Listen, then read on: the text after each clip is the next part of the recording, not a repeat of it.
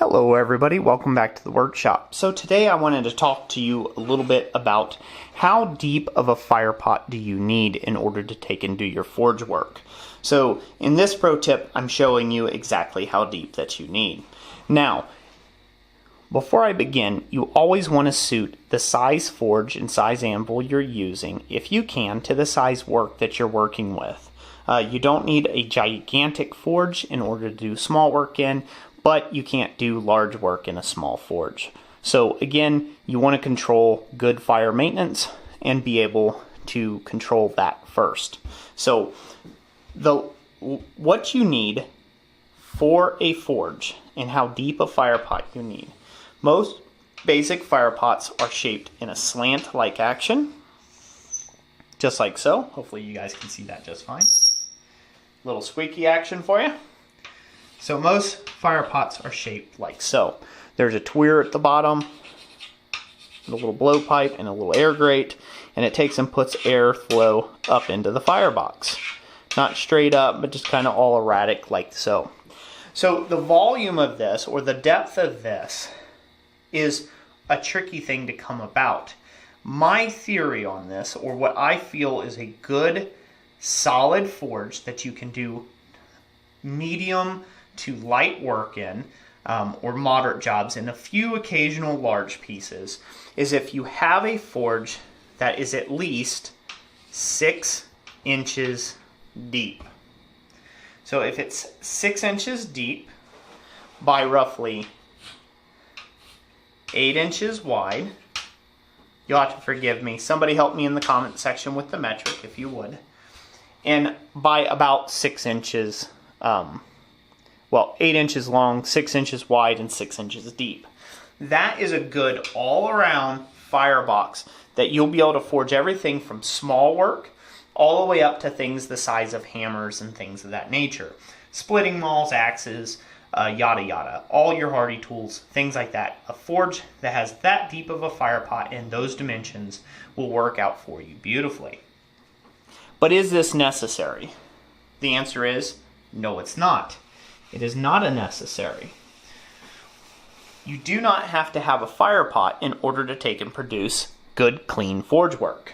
What you do need, however, is you need enough coke under your material, a good bed of coke under your material. Say this is your material here that you're trying to heat up. Hopefully that's coming into shot there.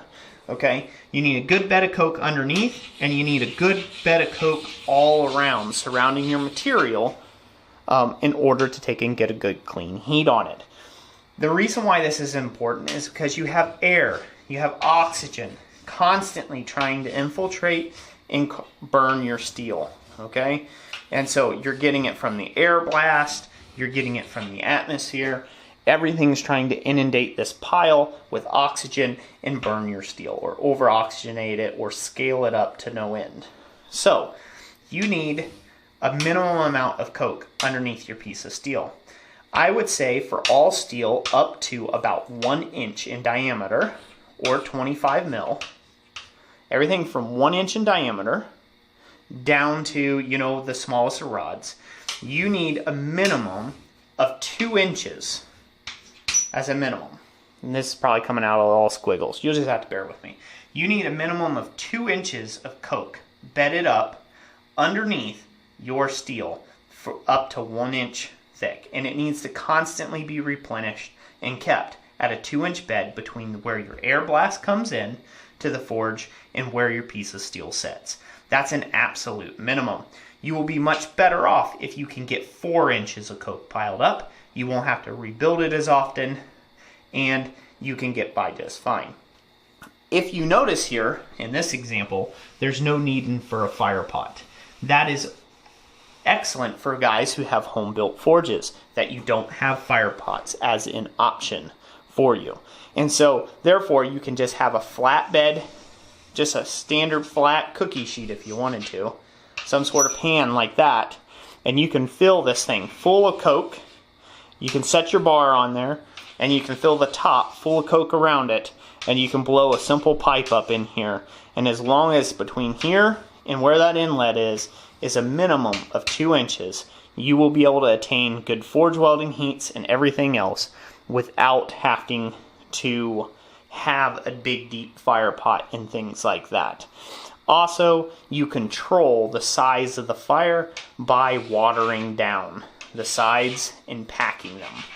If you pack the sides down and leave the inside broke free, the airflow will go the path of least resistance, essentially burning out the center of the fire pot while it becomes a natural banking firebox yourself. So I hope that helps out. If you got any questions, drop them down in the comment section down below. If you found this video helpful, or any of my other videos that you'd like to check out on this subject, you can find those on the channel, and you can also find them at our website, blacksmithpdfs.com. If you go over there, there's a bunch of resources, information, power hammer plans. There's a lot of teaching stuff and a few e-courses and things like that that should have just been released around the subject of blacksmithing in business, and all that good stuff. So I hope you enjoyed this video. If you did, remember to leave it a like. And as always, comment what you thought down in the comment section. And God bless you, and we'll catch you on the next one. Thanks for watching.